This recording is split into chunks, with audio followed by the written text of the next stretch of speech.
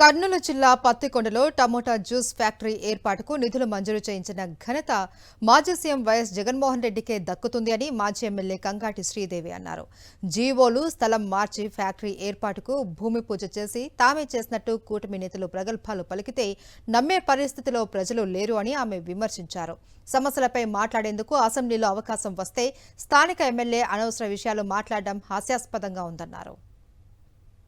ఇప్పుడు మళ్ళా కొత్తగా వాళ్ళు మేము తీసుకొచ్చినామని చెప్పేసి ఆ 739 జీవో నంబరు చేంజ్ చేసి మరి 37గా చేసి ఈరోజు మళ్ళా మంత్రులు రావడం ఏంటిది?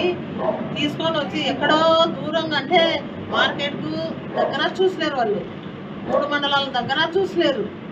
ఏ విధంగా ఏ ఉద్దేశంతో కనకదిన్నె దగ్గర పెట్టినారో, మరి ఏ ఆలోచన చేసి పెట్టినారో మరి ప్రజలు తెలుసుకోవాలి. ఇదంతా కూడా మళ్ళా కూడా కొత్త జీవో తెచ్చి అవే 12 కోట్లతో